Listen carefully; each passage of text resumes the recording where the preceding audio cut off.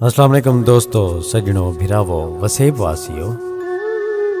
सुना सी अहमद खान तारक साहब दा एक डोड़ा तुहाडी खिदमत च पेश करने हैं। सुन सो सयूनी फरमेंदन के कर फरियाद न जख्मी दिल दुख दर्द दी हेलक थी वञ। कर फरियाद न जख्मी दिल दुख दर्द दी हेलक थी वञ। मन को मार ते मर जींदे मर अंत मुकम्मल जीवन। कर चुपचाप पचा पीड़ा लब सबर सबूर तू सीवन। तारिक दर्द को अर्क समझ के सुर्खियां भर भर पीवन। तारिक दर्द को अर्क समझ के सुर्खियां भर भर पीवन।